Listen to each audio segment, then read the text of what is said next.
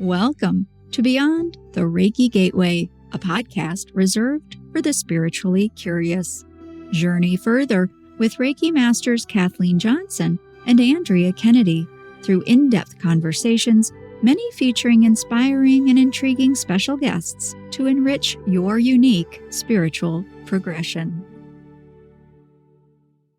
Welcome to Beyond the Reiki Gateway. This is Kathleen Johnson. I'm here with my co-host, Andrea Kennedy. And today's episode features a very special guest.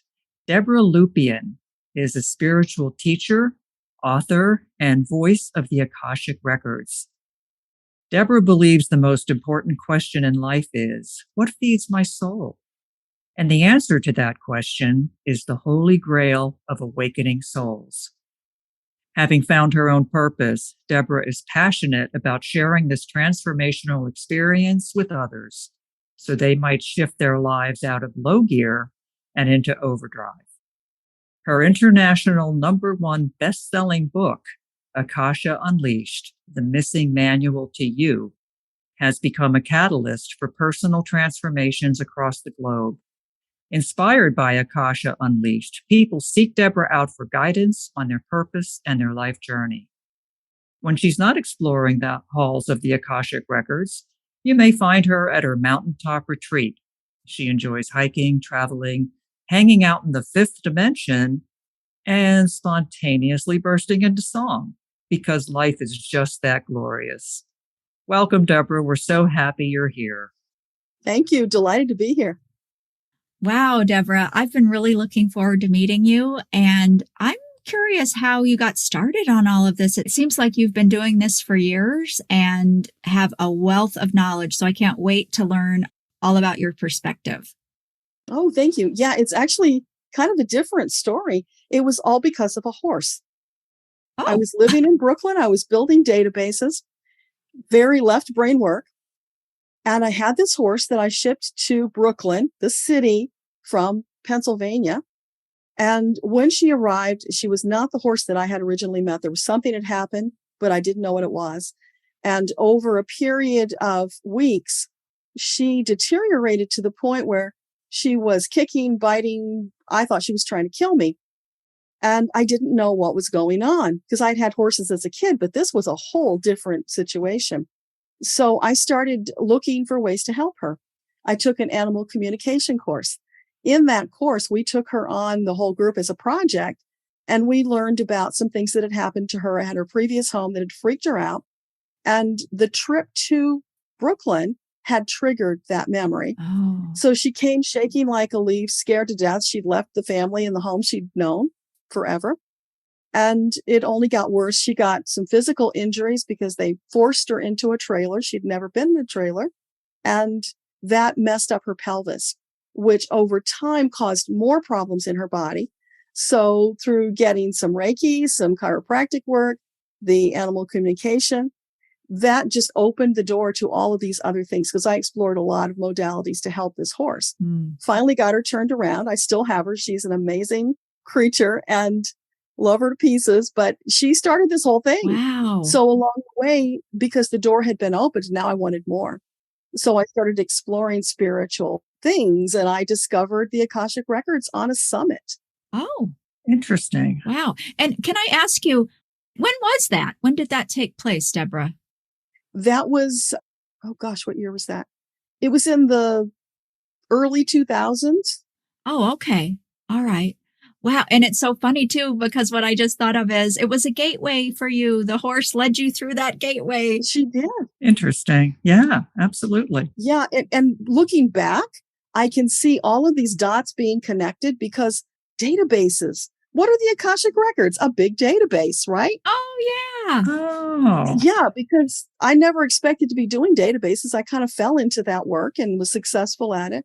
So when you get your records read and you learn about yourself, what your characteristics are, all of a sudden you see this whole picture of your life in a different way because those dots start getting filled in and you see why. Nothing is accidental or coincidental. There's purpose to all of it. Right. of course. Yeah. And for our listeners too, Deborah, can you explain in your own words what the Akashic Records are? Yeah, they're like an ethereal database, so they exist in the fifth dimension. Everybody has their own individual archive, which is staffed by a legion of guides, teachers, masters, and angels, because we are such complex creatures, it takes a legion to manage us. Wow. So you think about this, your guides have all of these synchronicities set up to help you cross paths with the right people and the right opportunities. And then somebody in that mix makes a different choice than was anticipated, throws the whole thing out of whack, and now they have to scramble to put the pieces together again to help you get to that place that you were needing to go or wanting to go. Oh, Wow. I think my mind is officially blown right now. It's like, It's whoa. huge. I never considered any of that before. I guess I thought it was a little bit more haphazard than that. No, it's not, because they can see the future. They know us very well because they've been with us since we were created. We get that team for our entire existence. So they're helping us along. And also they have the plan that we laid out for ourselves before we incarnated, which they're following. Now, they never interfere with our free will. We always have free will to change our mind. That's where the monkey wrench comes in, because suddenly they've got to rearrange to make everything move forward. But yeah, I mean, they're always there working with you, like at your elbows to help you. And people don't understand that. They're always saying, give us more to do, Oh, because they're just playing tiddlywinks unless we give them work to do. So, people will think, well, that's not important enough to ask an angel. Yeah, it is. Ask for parking spaces. Ask them to give you a time warp if you're running late and you need a little bit of a boost. Anything and everything you can think of. The other day, I had to go out of town with my mother-in-law who went into rehab. And I was worried about the horses getting loose while I was gone, because I'm going to be too far away to do anything about it if they get loose. And they had been a little mischievous this year. So that's why I was worried about it. So it's like, oh, silly. Just ask the angels to make sure they stay in the pasture and behave themselves. And then I could forget about it, relax, and they were fine. Interesting. So every aspect of your daily life, honestly, you can bring in the legion, as you referred to it, that is watching over us and kind of keeping everything in order, right? Yeah, well, you can bring in just a few of them if you need, or you can bring in a larger group. You can even ask if you've got a special project. You can call in special assignment angels to come in and help you with that project. And then they'll move on, because that's their job, to do special assignments. That is very intriguing. I've been aware, I guess, for some time that we each have a spiritual team. And the Akashic Records, I know, of course, that they're a legion, I guess, or a group that is kind of in charge of those. But I never thought about each individual soul having its own legion. I find that enormously interesting and comforting, honestly. Yeah. Well, imagine they're archiving everything about you since you were created. If you had thousands of lives, and you're probably going to have thousands more, Right. this is vast. I mean, the first time I went in, I visually experienced it as something along the lines of the New York Library, the big one. Mm-hmm. So it was big, but it's even bigger than that because there's more there. And it was really interesting. They represented it to me, and there was a help desk. There was a person at the help desk. There's corridors to go down and rooms. On one of my experiences, I met Freud, and he gave me this lesson about grief. It's just phenomenal. Oh, my goodness. You can go into your records. You can ask for anything you like. Things happen at the speed of thought. If you suddenly think I'm cold, you'll be wearing a fur coat. You want to fly? You can fly. You want to change form? You can do that. You can have all of those experiences in your records. And you might think, well, that's just fantasy. It's not, because when your intention is to travel to your records, that aspect of you, your soul, is there. You are having these real experiences. And what can happen there is just mind-boggling. You can meet up with people that you've lost, your departed loved ones. Just call them, and usually they will come. You can talk to them. You can touch them. You can hug them. You can do whatever you need to bring yourself that peace and closure. It's this vast resource that we're still learning about. We don't know all about it yet, and we'll be learning forever. Of course. Spirit, I mean, there's so much about spirit that remains unknown. Most of it remains truly unknown to us here on Earth. I am curious, though, Deborah, you said your first experience with the records. Can you tell us and our listeners a little bit about how you decided to venture into the records and what that experience was like for you? Yeah, well, after I had learned about the records, I started doing a little studying. I had a reading done to find out about my gifts. And then I started doing meditative sessions. So I would just relax, go into meditation, and just open myself up and ask for what they wanted to share with me. In the beginning, when I would do that, I would see doors. And the interesting thing is, the doors would change depending on who the person was that I was going into the records for. Sometimes they were these massive medieval doors. Sometimes they were a veil, not even a real door. And then eventually the doors went away. They weren't important anymore. It was just kind of conveying that mystique to us about what the records are, giving us something we could hold on to, because a door, that makes sense to us, right? Right. It's just like now when I'm channeling for somebody, very often songs will come through. They use songs a lot because songs will stimulate an emotional response or a memory in you. So they're a very powerful way of conveying a much larger message than they might have otherwise been able to convey. Well, don't we see that in our everyday lives too? You know, we'll just be somewhere and all of a sudden the background music seems to come into the foreground and there's a certain song and it has meaning for us in that moment, you know, a sign or something like that. So that makes perfect sense to me. But I had a question because life on planet Earth, as Kathleen says all the time, life on planet Earth, it's really changed. It is so much less dense, I guess, is what I want to say. In recent years, we've come a long way, I think, spiritually. When did these records really start to be discovered and talked about with people and studied? How far back does that even go? Well, I'm pretty sure Nostradamus was tapping into them. We know that Edgar Cayce was tapping into them. That's what he was doing in trance. And that's why he got all that accurate information. In his trance, his ego was not in the way. So he was able to bring through that pure information. For us, when we go to the records now, we've got to work to step our ego aside to allow whatever comes through and then trust it. Because you will get these things that seem so far out and wacky that you will think, I made that up. I mean, I've gone on space trips. I've traveled to other planets, all sorts of things. Space comes up a lot, which is really interesting. So you have to get to a place where you put aside your doubts and just accept and trust what's coming through is real and purposeful. And you will get all this magnificent information. They're wonderful storytellers. They've taken me on journeys where I went into the woods and I went into this marshmallow cream stuff that was like all over like candy. And then I had to get cleaned off and I went to this fountain and it was the fountain of truth or something. So when I washed myself in it, the words that were coming out of my mouth all of a sudden changed because I had been touched by that water. And there was somebody like Glinda the Good Witch who took me on a journey through the woods to meet this lady in this cabin. And then we had a whole experience having tea together.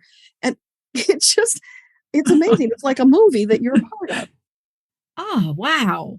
So when you first go in, you might get this much, you know, and that was what my experience was too. But over time, it will expand. You can go ask questions, of course. But if you just go with an open attitude, what do you want to share with me today? You can have these amazing adventures. That's so fascinating. And there's always a lesson. Yeah. It seems like there are really no limits to what you can discover in the records. That's true. It's limitless. Yeah. I don't know. I'm a little worried about that, though. I have a little tinge inside me going, well, I don't know if it's so great there. Why don't we just go there all the time and never come back? Yeah. I mean, sounds like a great vacation. I don't know. So Fear, that's your ego popping up, trying to keep you safe until you die. Where your soul says, let's go soar. Let's have these adventures. So when you feel that in the moment, you recognize, oh, that's just my ego doing its job. Thank you, ego. You can sit down now because I'm going to have this adventure. Because in the records, it's all light, love, and truth. There's nothing to fear there. That's why I tell people, if you're going to channel or talk to the dead, go into your records first, because then you'll know the source of the information. You don't have to worry about protecting yourself from whatever. You are protected in the records. Interesting. Well, so I really then am interested in how to do this because it seems so limitless, like you're saying. And I know a lot of people that listen to the podcast, that subject of protection and all of that is very important to them. That's come up a lot, I think, with our listeners. To hear you say that about go to the records first, and that's part of that protection or the trusting that this is light, love, truth. I think that's really powerful. And so you had mentioned about going into meditation and then going into the records, but I'm really wanting more detail than that, Deborah. So can you help us with that? Absolutely. Yeah. In fact, last year I wrote this book with Archangel Metatron called The Path to Hearing Your Angels and Guides, because so many people were struggling. They would say to me, I can't meditate. I don't get anything. I've got the monkey mind going on. So Metatron designed this process over 21 days to lead you through getting into that meditative state, being safe, feeling comfortable, allowing the messages to come through. And it was this miraculous thing because it expanded me just doing it in the 21 days. Then when I had the first group come together and do it, people who said, I want to channel, but I can't, I want to meditate, I can't, doesn't work, very close-minded about it. They did this process, and within days, sometimes it took a little longer, they were getting information.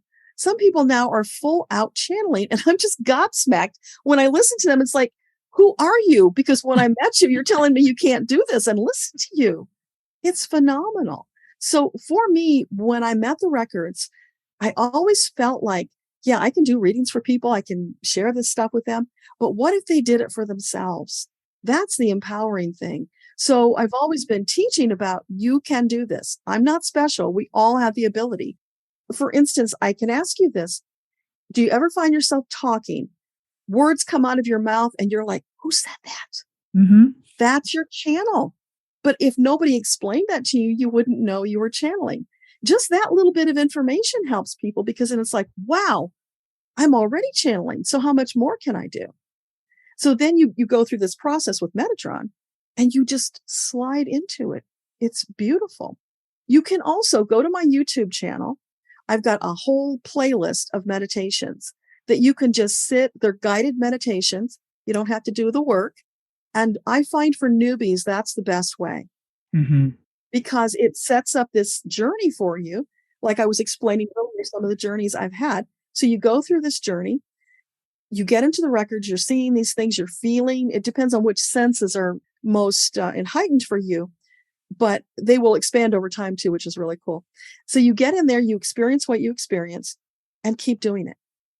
Now, the thing is, when you get to the end of the guided meditation, the recording stops. Just stay there. You're already in your records. So just kind of float in that space and see what else comes to you, because we've primed the pump.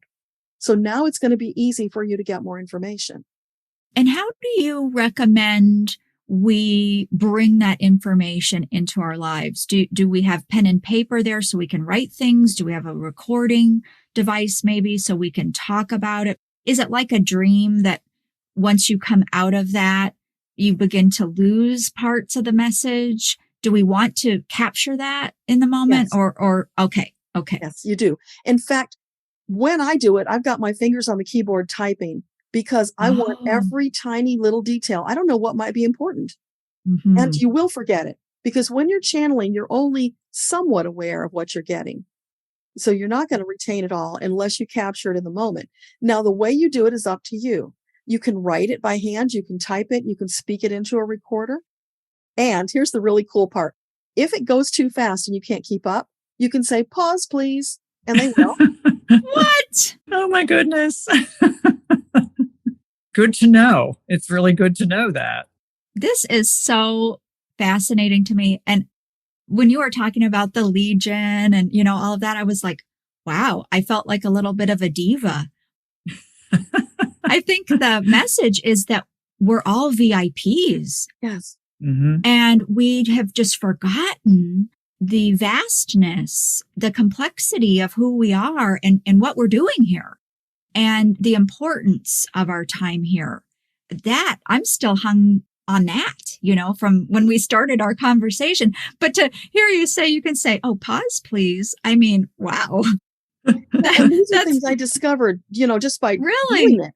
So, and there's probably more out there I haven't discovered yet, but latching onto what you just said, I deal with a lot of people with low self-esteem. I myself had very low self-esteem early in life. And so it's a really important issue to me.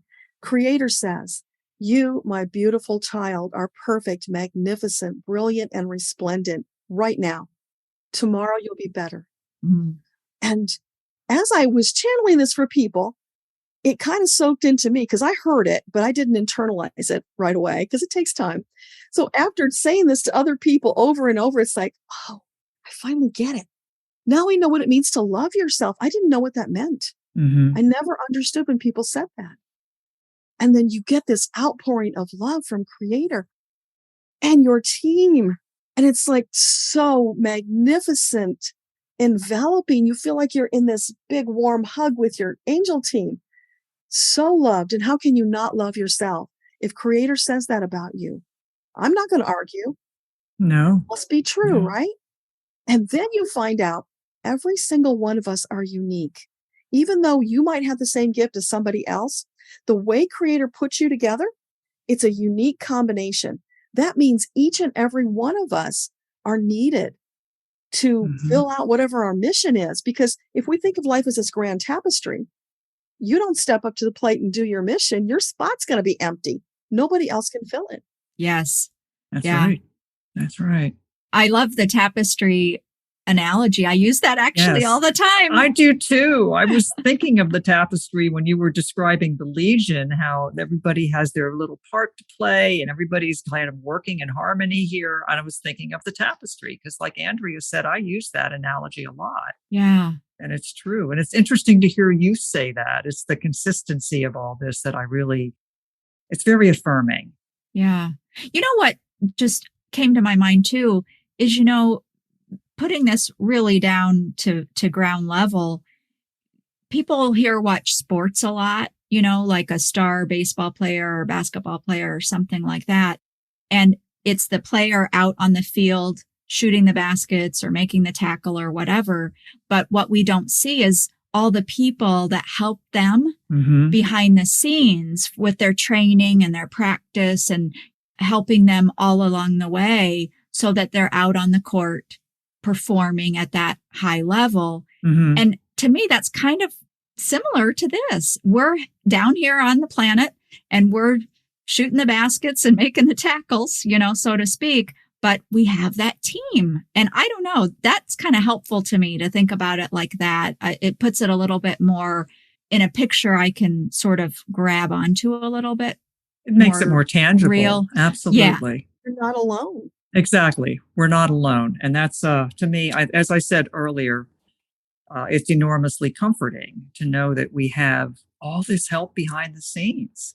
Yeah. I don't know how it can't be, honestly. In the analogy too, it's team sports, and I just am stuck on my little analogy, but you have the 3-point shooters, you have, all the guards, you have all the different positions and they're all very important and they're all unique and different players have different talents and it's not that one's better than the next or anything else. They all have their part to play. So, all right, I'll retire my little sports analogy for now, but So what you're saying, Andrea, is we all are potential Steph Currys or LeBron James.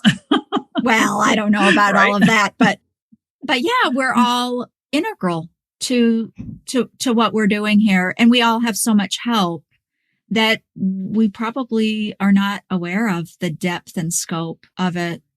I agree. I don't know how we could be aware of it because we don't have access to that universal knowledge at this point. We just don't. I mean, not in its entirety. Well, that's true. And also it would change the way we live. Absolutely. And it is. I mean, and Deborah, it's changed the way you've lived. Exactly. Yeah. Having that knowledge and the ability to go there. So once you know what there is, it can't do anything else but change you. Yeah. Yeah. And once you understand that every soul is perfect, no matter how much in our third dimensional perspective we look at them and think they're not, Creator says they are. They're just in a different place on their journey. So what we're moving towards with Earthtopia is getting to that place of understanding that every soul is beautiful, perfect, magnificent, and resplendent. Mm-hmm. Knowing that, then how can we not love them? Mm-hmm. How can we not move into peace and harmony? Yes. Agreed. You have introduced a new concept here. So I want to highlight that. And you use the term Earthtopia. And so can you explain and describe what is Earthtopia? Yeah, it's something that came through in a message from Metatron. And the way it's explained to me is that we are moving towards the next evolution of humanity. We are moving up to fourth dimensional beingness. I don't know what that means. How will that change our world? I don't know. We're moving towards it. And also at the same time, Earth is moving into fourth dimensional beingness. So that's what's going on. When you were talking about the veil thinning, the acceleration, that's what it is. And the fascinating thing is that COVID actually facilitated this, because when the world got shut down, what happened? Earth started healing. Mm-hmm. She did some amazing things during that shutdown. We just gave her a window and look what she did.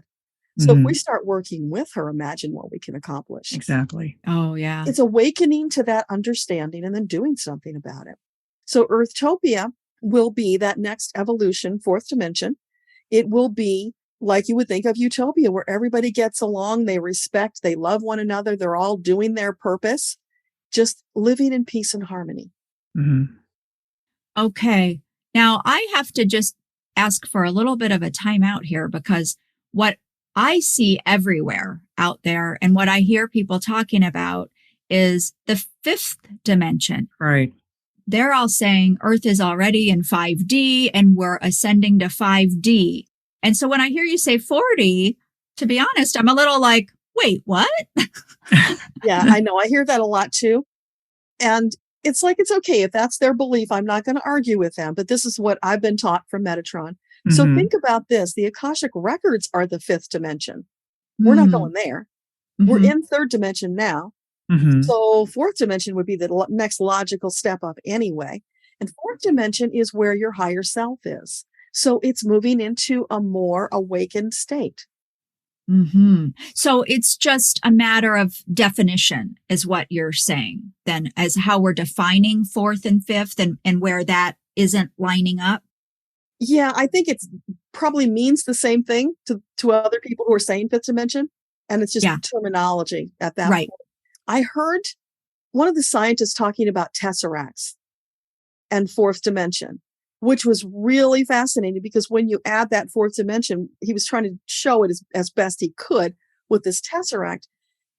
So I'm envisioning that our fourth dimensional beingness is going to be different than what we're living now. We're probably not going to feel as grounded. I think we're going to feel lighter, because I know from experiencing other planets, they have different systems. People feel lighter there. And a lot of starseeds I talk to mention, or it comes up in their reading, about how they feel heavier here. And it's just very different to them. They're still trying to adapt to that. So that might be one of the things we experience. Yeah.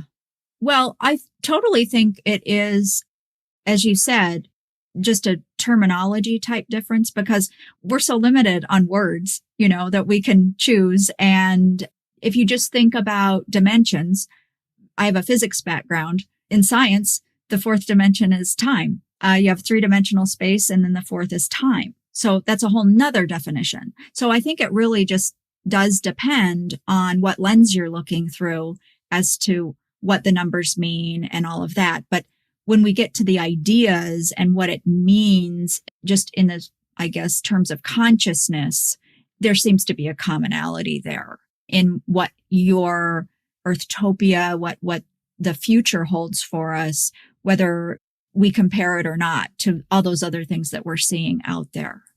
I do know we're going to live longer. So in my vision, it's probably going to also shift the way that we consume food, the kinds of foods we consume. There will be more intelligence applied to taking care of these bodies, because this is the only one we got. So we have to take care of it if we want to live a long life, to experience Earthtopia. Yeah. Have you gone into the records, Deborah? That made me think of something. What about healing modalities? What about, do you know of anything that we'll be better able to manifest here. So yes, I understand about taking care of our bodies better, but what about healing the bodies that we have? Have you gotten any insights about that? Well, sometimes learning about if it's a past life block, for instance, which is very common, knowing the story, how it started, and seeing the dots get connected to the present, sometimes that leads to spontaneous healing. Mm. So just that knowledge, being in the records, because you're in that fifth dimensional energy, that feels very healing. When I'm channeling for somebody, by the time we're done, I'm flying.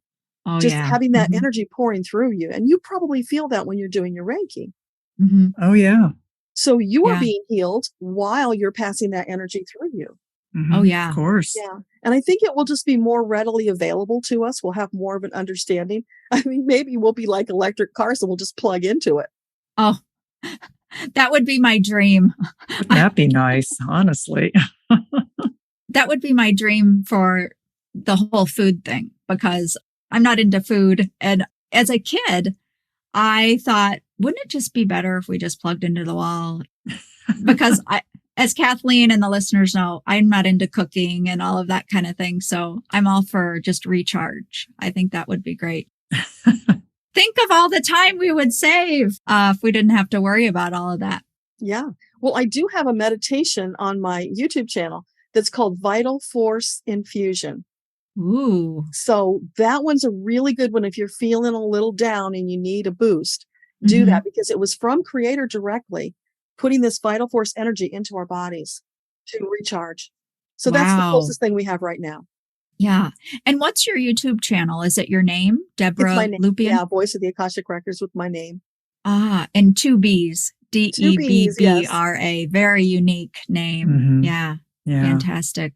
So, Deborah, you've talked about how we are accessing the Akashic Records, probably without even realizing it, how we sometimes will be channeling without even realizing it.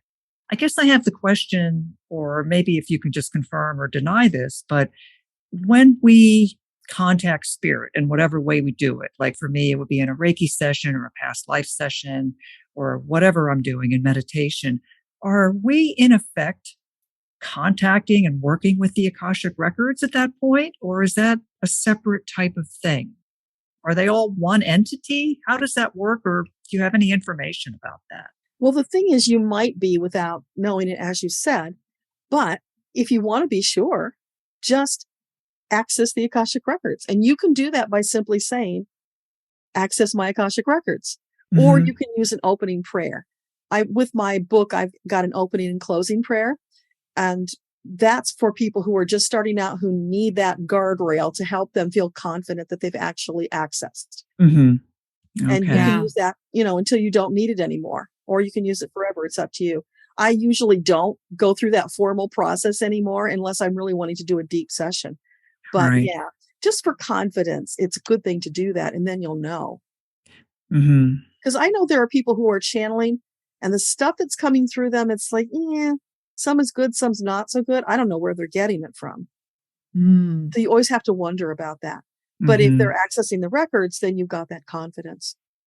Right. I understand. Okay. Well, thank you for that. Because I know sometimes, a lot of times actually, when I'm working with someone in a Reiki session, I get all kinds of information coming through and I'm furiously trying to write it down so I don't miss anything. And now that I know, I can simply say, please pause. I never thought to do that. I think if I had, I would probably think, well, that's rude. I'm not going to interrupt spirit. That would have been my default setting, that I don't want to be rude. But now that I know I can do that without any penalty or judgment, I will probably start doing that, because sometimes the information comes in so quickly and I'm scrambling to get it all down so I can share it with the person with whom I'm working. Yeah. It's nice to know that spirit and the Akashic Records are so accommodating to us mere humans, right? They are. And the thing to understand is that the angels serve us. We don't serve them. And a lot of people have that a little backwards. And that's part of the reason they don't want to ask, because they feel like it's an imposition. No, this is their entire function. Their reason for being is to serve you. So once I understood that, I'm like, oh, this is really cool. So when somebody tells me they need healing or they need whatever, I send a squadron or, whatever I feel led to send of angels to them to do whatever. So one time I sent 2 burly angels to help lift them up, to get them out of the muck that they were in. So it's like whatever I'm inspired to say, I just invoke the angels. It's such a liberating thing. And it's very powerful. That's so interesting. You said burly angels, like That's big. just what came out of my mouth. That's so interesting. Yeah. Ones who can get that particular job done, right? Yeah. Yeah. And then you get creative and have fun with it. And it's like the sky is the limit. What do you want to send to people? And then trust that it was sent. Interesting. Yeah. Just like we said earlier, it's limitless. It truly is. Yes. Yeah. But you have to know about it to use it. And so that's a big part of what I'm doing is just teaching people, you've got this amazing resource and you're cheating yourself out of your birthright if you're not using it. Yeah. I mean, the way you make it sound, it's like everybody really needs to start looking into this. And I've done some dabbling in the records, but I can't say it's something I've done on a regular basis. I imagine I've been doing it more than I realized because of the things that channel. Yes. But now I know I have I think going forward, I will have a clearer focus of what I want to access. Yeah. And when you go in, they'll probably say, welcome home, baby. We're so glad you came. What took you so long, right? Yeah, for sure. They have a great sense of humor. Yeah. Oh, I know. I've noticed that. Spirit does have a sense of humor. I think my guides are, the constant rolling of eyes. I can see that in my mind's eye. And I know that I'm not making that up. So anyway, that brings me to a question. The feeling that you're making it up, and you said that it's allowing yourself to just release the ego. How does one do that? Because I know that's something that I know a lot of the people listening to this probably struggle with. And even I do from time to time. And I've been on this path for decades, but it's still sometimes that's like, am I making this up or is this real? Are there any tips or recommendations you can provide to kind of help people get out of their own way? Anything you've learned?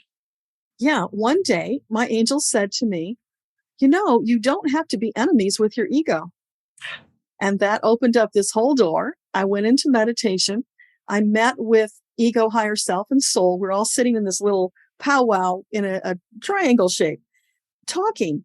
And it was fascinating because ego came in wearing a trench coat buttoned all the way to the throat with a hat, very closed down, very stubborn and strong energy.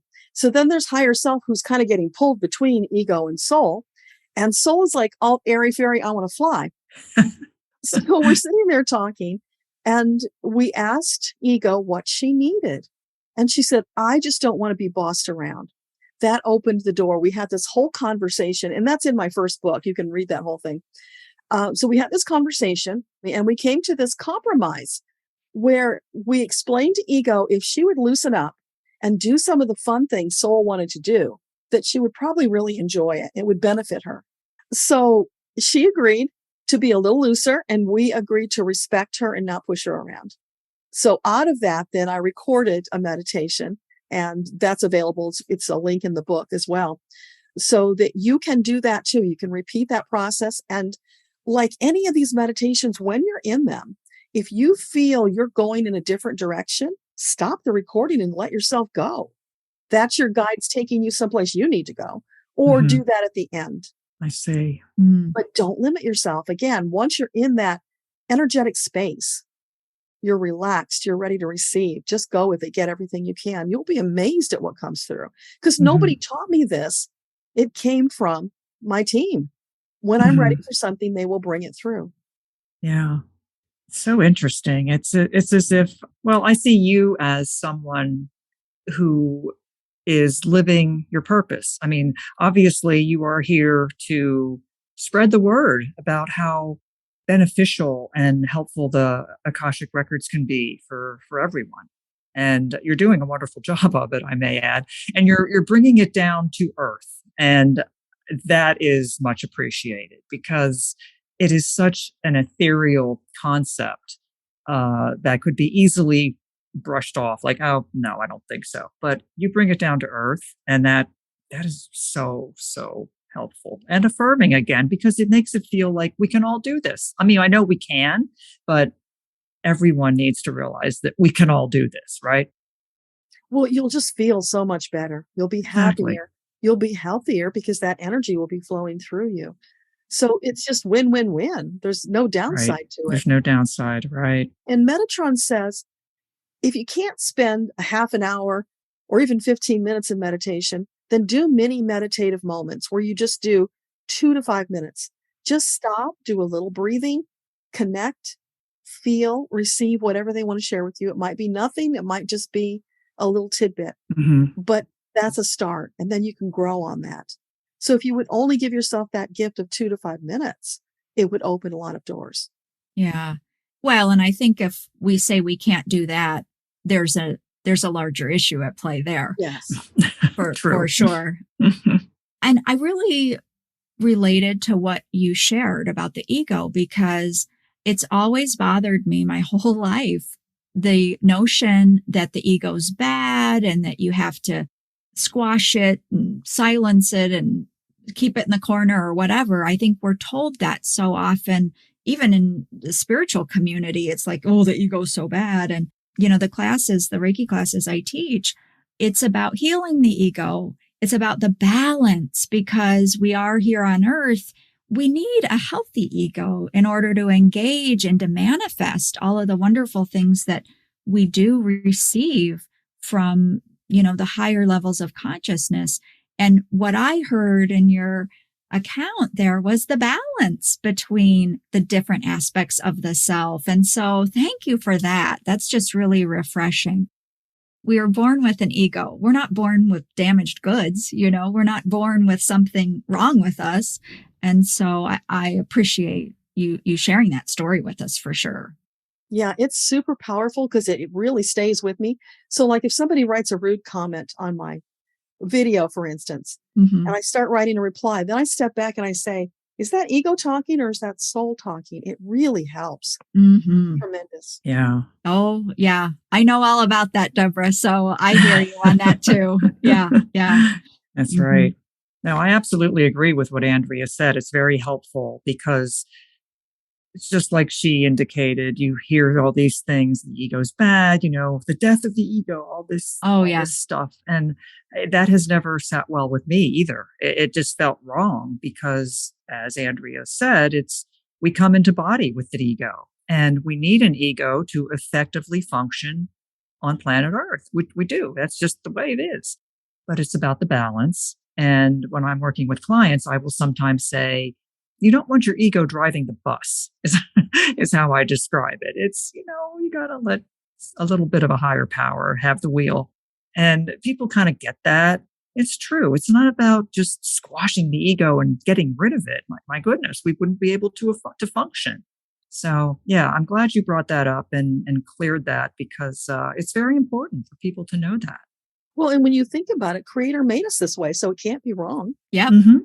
Exactly. Absolutely. Yeah. Mhm. Like Andrea said, we don't come into body as damaged goods. We come into body with an ego, and that's for a reason, right? Mhm. It Yeah. is. So I want to ask a little bit more about Earthtopia, Deborah. And so if we're heading in that direction, that's true, right? We're heading toward Earthtopia. Is that a correct statement? Yes. Do you have any idea what's that going to look like? Or do you have any information about, I've seen things online, and obviously they're calling it ascension and things like that. And I'm thinking that's comparable to what you're introducing here. Is that correct? Well, the earth is going to be healed. She's going to be thriving. I see, massive green fields and beautiful trees, the foliage, and, people working together in harmony, not judging one another, accepting each other as equals. We're all here doing our part. So it's like we're all this big team pulling together, but each individually doing their thing. So just the energy will flow. Now, some people ask me, well, so when we get to Earthtopia, what about the darkness? Because we have to have polarity.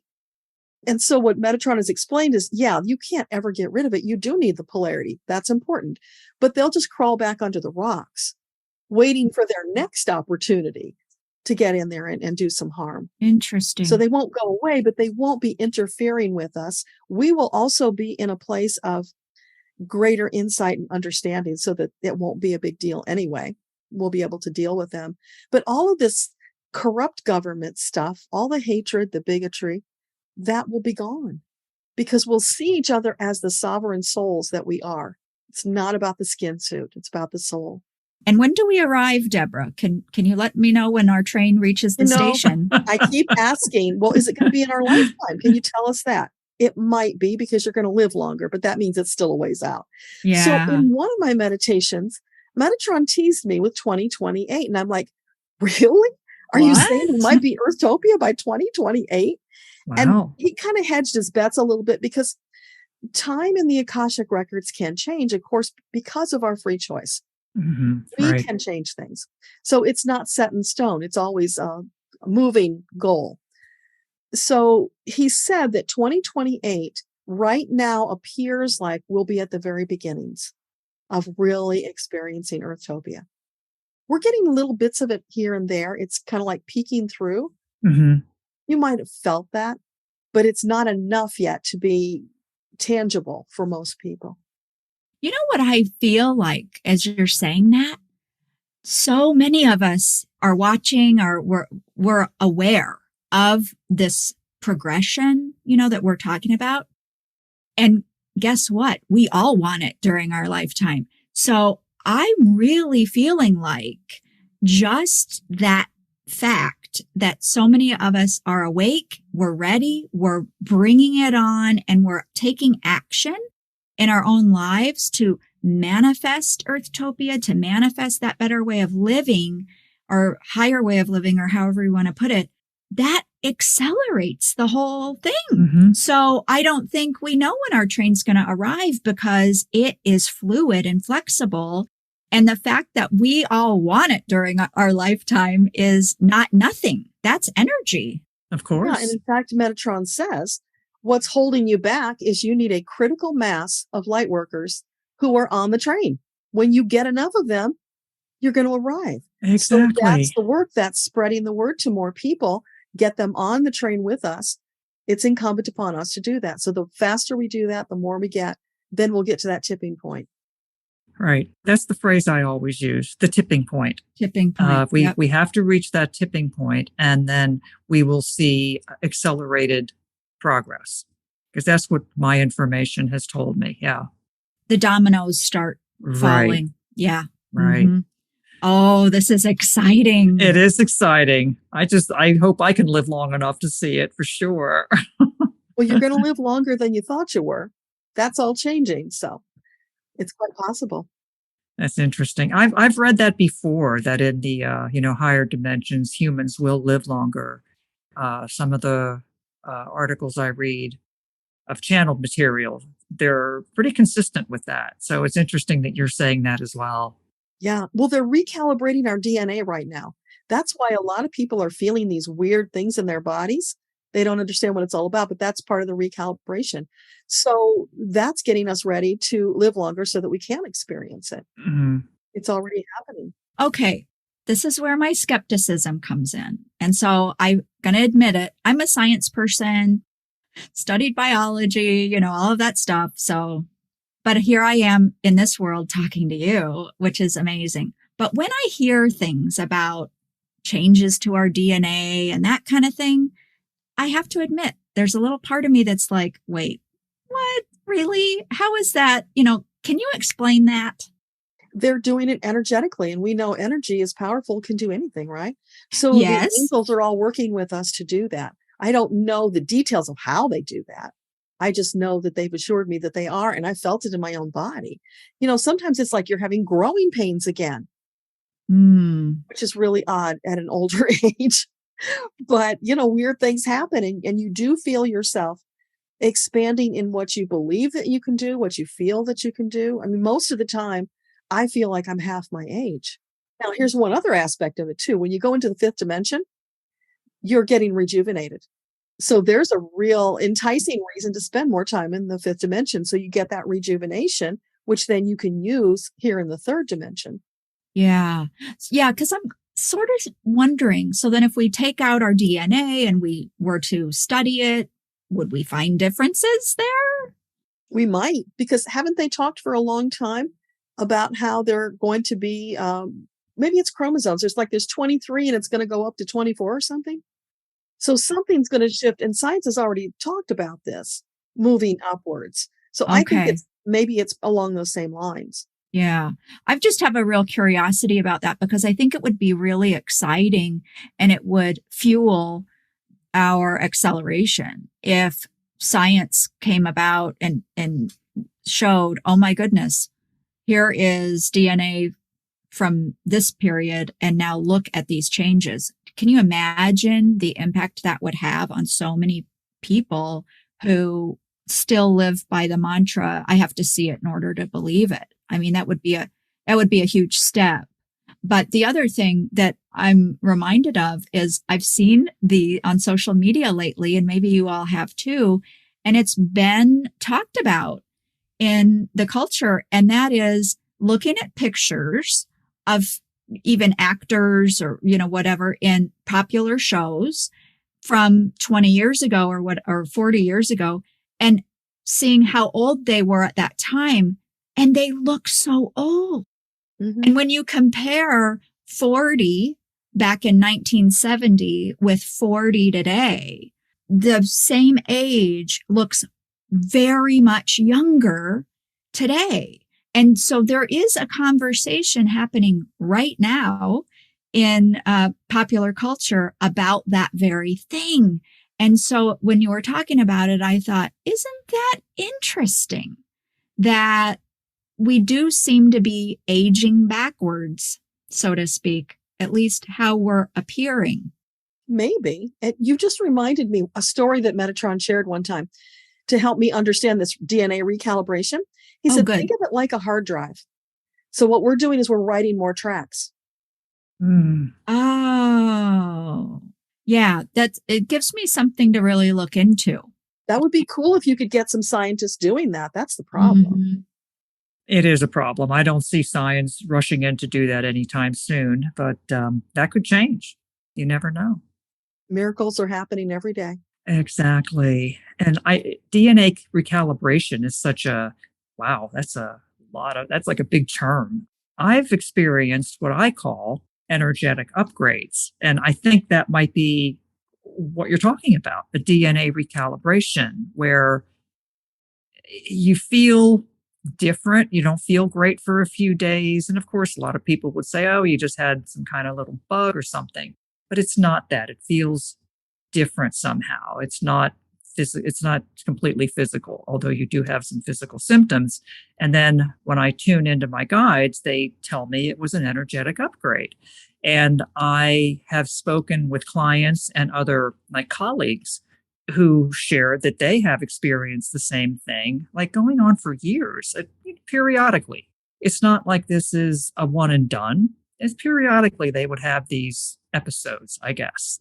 And they too were receiving information that they are energetic upgrades. And it sounds very much like what you're calling DNA recalibration. Yeah. And what's really fascinating about that? People talk about ancestral things that are happening and they've got to clear this.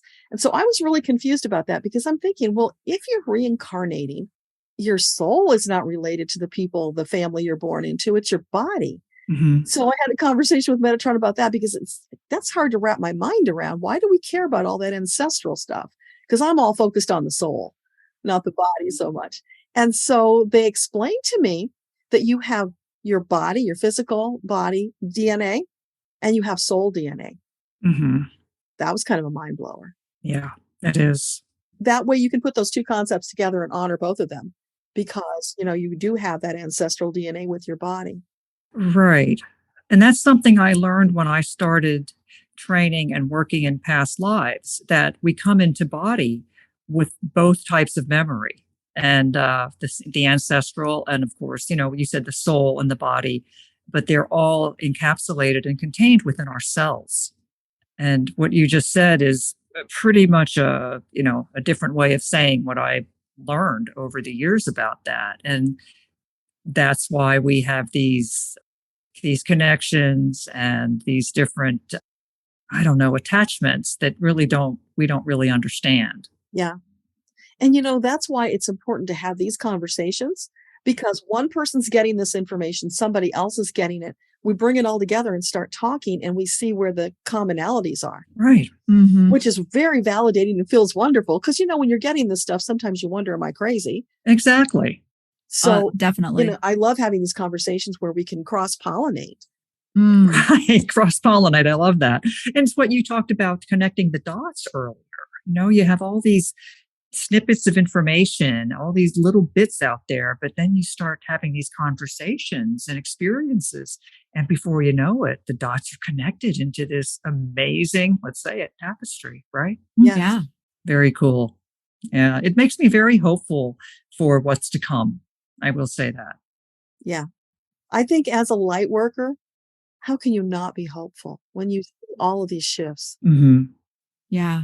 But the other people who aren't seeing those shifts, those are the ones we got to work on. Right. We're trying. We are trying. But free will, right? Free will is a little pesky at times. Yeah. Well, they say we can't change anybody else, but we can influence them. So when we change, our energy changes, and that influences. Exactly. It does. I think that people discount their presence. I think that they so often just accept that they're who they see in the mirror, and that's about it, that this is who I am kind of thing. And it's important to me to invite people to really, really see themselves for who they are, because we're the energy, we're the vibration. And so you're so right. We can't fix anything out there, but we can spend time working with ourselves, with our team in that energy. And as our vibration changes, it's like we're broadcasting out simply by being ourselves.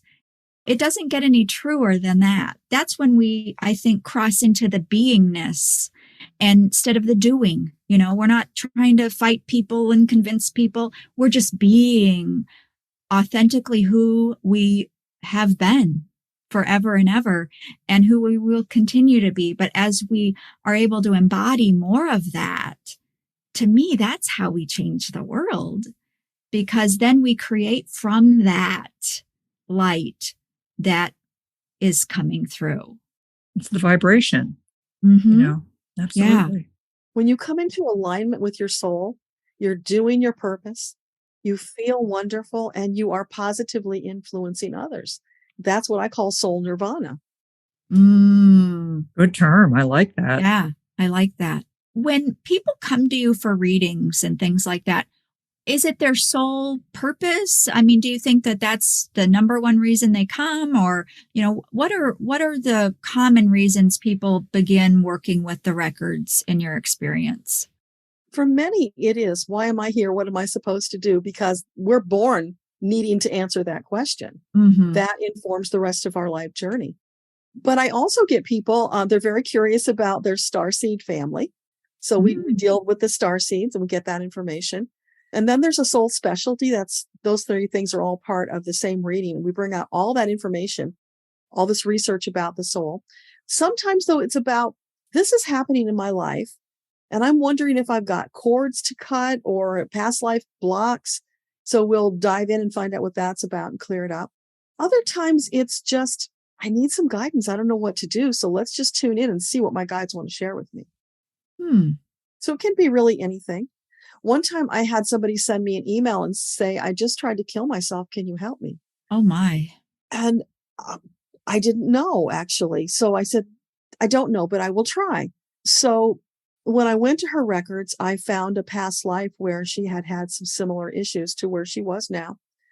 And when we were dove into the present issues about why she felt she needed to kill herself, it really all boiled down to she had choices, but she didn't want to do them. They weren't the choices she wanted to do. So her choice was to exit rather than do those things. But when we put it in the context of, you've got children to raise, you've got this potentially wonderful life to live yet. So what if we re-examine the choices you didn't think you could make? let's see how you might get one of those to work for you. And she did. She made a choice she didn't want to do. But then I heard from her months later, she had taken her kids and moved to another country. They're out on the beach having a really good time. She got past it. I don't know whether she would have gotten past it if we hadn't gotten the answers from her records about where the root of this was. So you just never know. I mean, people come to me all kinds with questions that I really don't know. All I can do is say, I will look in your records and see what we can find. Mm-hmm. Because all the answers are there. What they are, who knows? But we'll find them. We'll get something. And they always share with you what you need to know right now. They don't necessarily go further than that. So if I go into a past life, I'm going to get this little vignette around the trauma. I'm not going to get the whole life. That's not important. What's important is the trauma that's affecting you right now, because it's all about your present life, not your past lives. Right. That's a fascinating story. And the thought that comes to me as you were talking is that how interesting and so significant that she contacted you when she tried to kill herself. That in itself just seems incredibly significant. I mean, to reach out to someone for the Akashic Records following a suicide attempt sounds unusual, to say the least. Yes. Had you met her or had any contact with her I think previously? she just found me online. And, it was obviously her angels guided her. Mm-hmm. Because that exactly. doesn't just happen by itself. That's what I was going for. That was, everything is purposeful, right? That she was absolutely guided to do that. Yeah. And we're all getting that all the time. They're giving us these insights, these inspirations. We either follow them or we don't. But when you tune in and follow them, that's when the magic happens. Mm-hmm. Yeah. And that goes back to getting out of our own way, right? Oh, yeah. Yes. That pesky getting out of your own way. I think I know the answer to this, Deborah, but just to go there for everyone, when we don't follow the guidance, what happens? You're probably going to have some experiences that you don't like very much. Mm-hmm. The way I explain it in my book is you're out of alignment with your soul. So it's like you're driving through life with a flat tire. You can do it, but it's really uncomfortable. Mm. So it'll get more and more uncomfortable, more staticky, more things will go wrong until you realize, oh, I need to change something. You make a new choice and that smooths everything out again. So it's like living life with static or not static. You always want to be in flow. Right. And how does our legion of loving team members and guides, how do they view it when we resist and we don't take the advice? Well, they accept it because we have free choice. Mm-hmm. And, they probably shake their heads and maybe mutter under their breath a little bit because it's hard work. Yeah. But it's what they signed up for. So they just find another creative way of getting through to us. They never give up. Wow. Yeah. Never give up. Wow. How about that? That's encouraging and comforting. I've used that word several times, but it is. All of that is comforting, I think. It's really the peace that passes understanding. If you want to get scriptural, that's what it feels like, because you're just in this place of trust, confidence, knowing they're right there. You can ask for anything you need and they will respond. So nothing to be afraid of. Just keep moving. That's awesome. I feel many days like I'm walking, holding hands with Metatron. That's energetically what it feels like to me. Mm-hmm. And when you got this big transformer beside you, that's what I kind of think of them as. Right. So how can you not feel good and have confidence? Right. Yeah. And we all can do that. It's hilarious that you just said that, Deborah. And, in the world of no accidents, I'm going to say this because I was reading about you the other day and read about Metatron and your connection with Metatron. And I had to pause and I reflected that I have just always had a resistance to this Archangel Metatron because of his name. Mm-hmm. And I am just so judgy about it. And you know what I thought to myself, because I thought, what is my problem here? Why am I like that? And you know what my answer was? The name reminds me of a transformer. So when you just said that, I just thought, oh my gosh, but I have to wonder how many other people like me. I had never heard of Metatron really until I was well into adulthood. That name was brand new to me, and it's so different than the other names that we know of. Can you shed a little light on Metatron for me and maybe anybody else who has that little bit of a block? Yeah, Metatron is the one who's in charge of the Akashic Records. So it makes sense that that's who came through for me. Mm-hmm. But there are many other angels that can come through for you. Don't think it's only Metatron. I saw him initially as a transformer because I had that same feeling you did. It sounds like a transformer. And boy, that's powerful. I want that on my side, right? Yeah. Yeah. And after that, it's just as we connected and we moved forward, what I got is that Metatron came to Earth as Jesus, as Buddha, as all of the great spiritual teachers. And why did he do that? Because in his work, it helps him to understand humanity at a deeper level so that he can serve us better. So many times he has incarnated as a human. And I got that because Jesus had come to me for a while because I was raised in that, religion. So that made sense. And then it shifted to Metatron. I noticed their energy felt very similar. It was like, which is which and what is going on here? And so they then explained to me, that's why the energy feels, because it's the same soul. It's Metatron has done all of this to relate to us, to do his job better. But, that's something a lot of people have trouble with as well. Yeah. So if it helps, you could think of Metatron as Jesus or Yogananda or Buddha. Right. Interesting. Because it doesn't matter the name. In fact, if you go and you ask your angels for their names, they will demur. They don't like to give names because they work as a team. Yeah. It's not about egos for them. If you push them, they will. They'll give you names. But yeah, that's the reason they're hesitant about names. So it's a thing for us, names. It is. It is. And I so relate even to what you just said there, Deborah. I mean, this is just incredible sitting here in my chair having this conversation because, I do channeling myself and there is no name. Mm-hmm. When I asked why, it's exactly that reason, because it's about the resonance or dissonance of the message. And it isn't about the label because people will have judgments about the label like me and Metatron. And so it really is, it's about the resonance or dissonance and the inner guide that we all have that tells us, it has the capacity to guide us in complete truth, capital T. So yeah, all of the beings that we talk about are energies. And then the names are just the labels for us down here. So it makes total sense to me. I'm so glad that we went there in the conversation because that's reaffirming and helpful. And so you could just call on team. I sometimes do that. Hey, team, what can you tell me about this? It really doesn't matter. They're going to answer when you ask. Mm-hmm. Well, now that we know we can do that, pause. Pause, team. Pause, team. Yeah. Make sure my horses don't get out. Yeah. Think of the possibilities, right?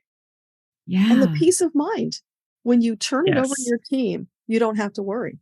They always say guilt and worry, those are total waste of time. Don't do that. It's pointless, truly. Yeah. Serves no purpose whatsoever, except makes our daily lives a little more difficult. Yeah. Exactly. Yeah. Talk about getting into our own way, right? Oh, that's the truth. We're champs at doing that, aren't we? This has just been incredibly fascinating, enlightening. You're just absolutely delightful, Deborah. And we want to connect our listeners to you.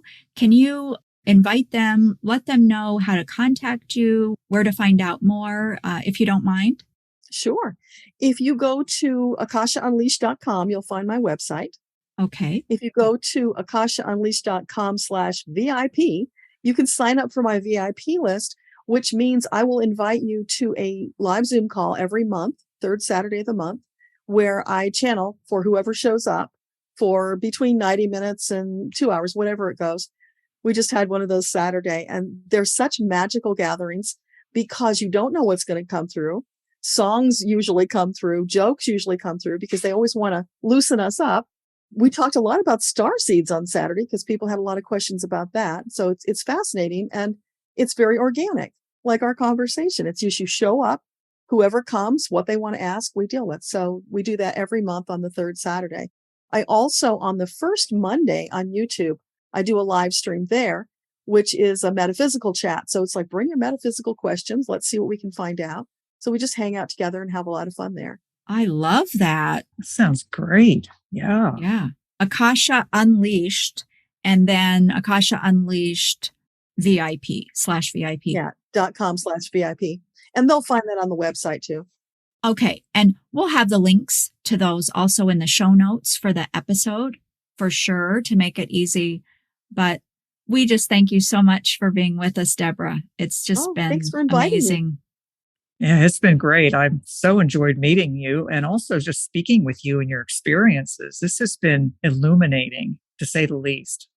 Thank you. Yeah, I call them the mystical, magical Akashic Records because they are. They just bring so much depth and joy to your life. So much more you can accomplish. Thank you for your time. We really, really appreciate it. My pleasure. We thank you again for joining us. And of course, we invite you to join us next time as we journey beyond the Reiki Gateway with Kathleen Johnson and Andrea Kennedy.